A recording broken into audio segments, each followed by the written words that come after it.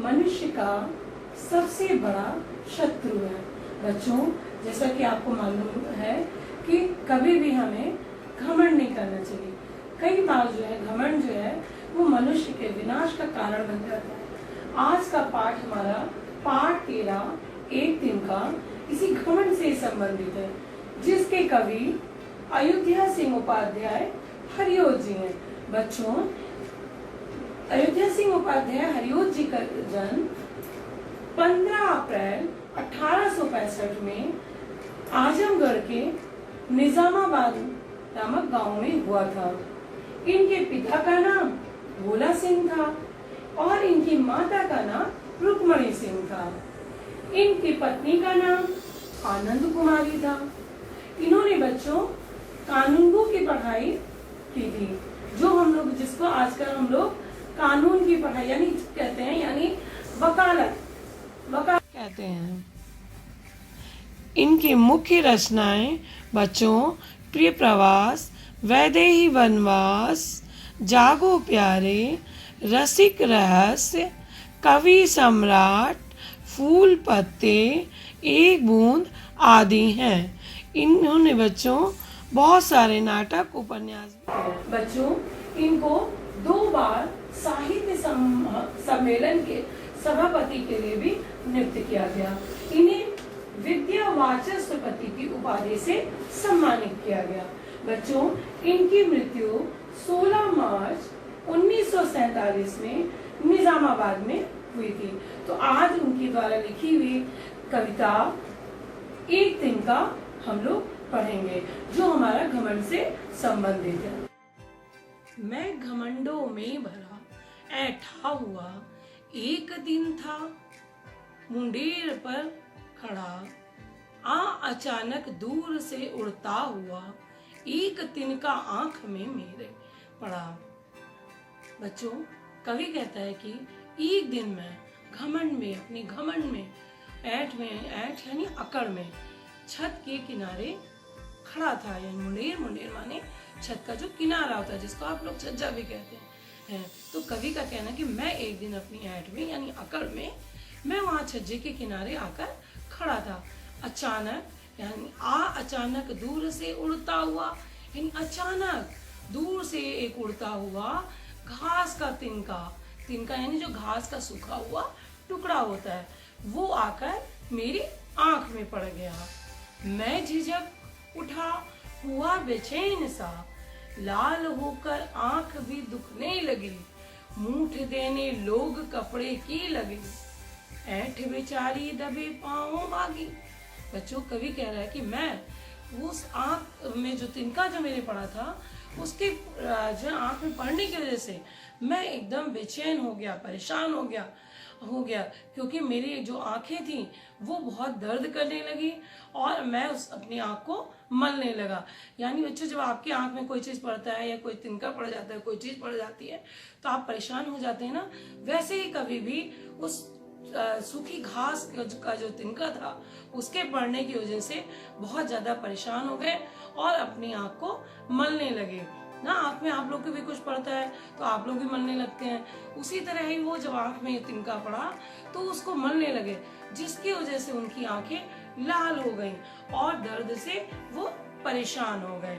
जब लोगों ने देखा कि वो अपनी आंख को मल रहे हैं और इतने परेशान हो रहे हैं, तो लोग, क्या आप लोग की भी आंख में पड़ता है तो होता है ना कई बार कि कपड़े का जो है मूठ यानी कपड़े का छोटा सा गट्ठर जैसा बना के जो फूंक कर लोग आंखों में लगाने लगते हैं, आंख को सेकने लगते हैं कि जिससे आंख का तिनका निकल जाए। तो वही कवि कह रहा है कि मूठ देने लगे लोग कपड़े की लगे, ऐठ बेचारी दबे पांव भागे।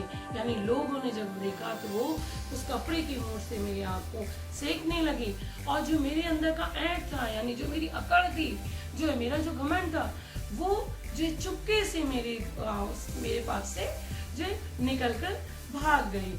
जब किसी ढब से निकल तिनका गया, तब समझने यूं मुझे ताने दिए, ऐठता तो किस लिए इतना रहा, एक तिनका है बहुत तेरे लिए। कवि कहते हैं बच्चों कि जब लोगों के उस उपाय से, उस तरीके से जब मेरी आंख से वो तिनका निकला, तो तब मुझे ये एहसास हुआ कि आखिर मैं किस बात का घमंड कर रहा था, क्यों मेरे को इतना घमंड था। तब मेरे ये समझ में आया कि मेरे जो है मुझे घमंड नहीं करना चाहिए, और जो घमंड मेरा था वो उस समय मेरा घमंड एकदम खत्म हो गया। जब किसी ढब से निकल तिनका गया, तब समझने यूं मुझे ताने दिए, ऐठता तू किस लिए इतना रहा, एक तिनका है बहुत तेरे लिए। कवि कहता है बच्चों कि जब किसी तरह से, यानी ढब माने उपाय, जब किसी तरह से किसी उपाय सबके करने से जब वो तिनका मेरे आंख से निकलने गया, तब मेरी जो है यानी मेरे ही समझ ने मुझे ये ताने दिया कि मैं क्यों इतना ऐट रहा था, क्योंकि एक तिनके ने, एक छोटे से तिनके ने जो है मेरी ऐट को, यानी मेरी अकड़ को खत्म कर दिया था, जो कि मैं इतनी घमंड में जो खड़ा था, और एक तिनका पड़ने की वजह से, घास का एक छोटा सा टुकड़ा मेरी आंख में पड़ने की वजह से मेरी आंखें दर्द के मारे परेशान कर दी मुझे, और वो आंखें लाल हो गई, और मेरा घमंड जो था वो चकनाचूर हो चुका था। बच्चों यहाँ पे जो है कवि का जो एक तिनके से, उनका घास के एक टुकड़े से वो नहीं है, उनका आशय है कि एक सामान्य, जो एक समान मनुष्य उन लोगों से है कि हमें कभी भी, जो सामान्य लोग हैं, कभी भी उन पे अपनी अकड़ नहीं दिखानी चाहिए, अपनी ऐट नहीं दिखाना चाहिए, घमंड नहीं करना चाहिए, और उन्हें जो है कभी भी परेशान नहीं कर, कमजोर को कभी भी परेशान नहीं करना चाहिए। इसी उस पे हमारे कविदास जी ने भी एक अपने दोहे में कहा हुआ है कि तिनका तिनका कबहू न निंदिए, पांव तले जो होए, कबहू उड़ी आखिन परे, पीर घनेरी होए।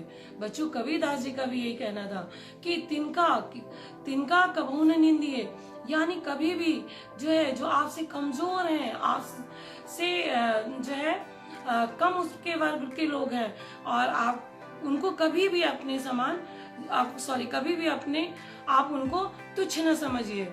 जिस तरह आप घास को के टुकड़े को तुच्छ समझकर पैर के नीचे दबाते हैं, इस तरह आप उनको कभी तुच्छ न समझिए, क्योंकि जिस प्रकार ये घास का सूखा सा टुकड़ा आपकी आंख में पड़ने से आपको तकलीफ देता है, उसी प्रकार जो है अगर जब ये कमजोर मनुष्य, जब कभी उसका वो अब शक्तिशाली होगा, यानी समय बच्चों कभी भी एक जैसा नहीं होता, समय किसी का अधीन नहीं है, समय हमेशा बदलता है। तो हमारे कवि लोगों का कहने का तात्पर्य ये था कि जब उनका समय आएगा तो आपने जो उनके साथ गलत व्यवहार किया या घमंड किया उनके साथ, तो वो आपको, जब भी वो शक्तिशाली होंगे तो वो आपको कष्ट पहुंचाएंगे।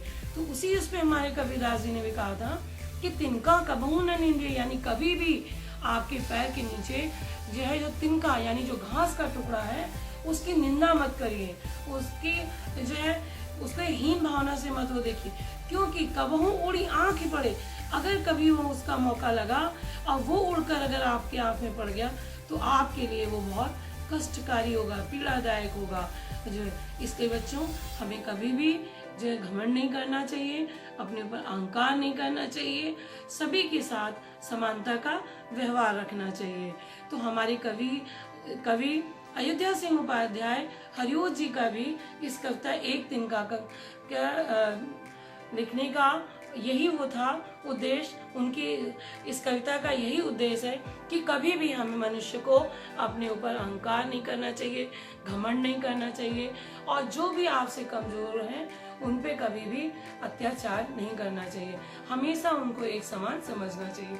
तो उम्मीद करती हूँ बच्चों कि आपको ये पाठ अच्छे से समझ में आ गया होगा।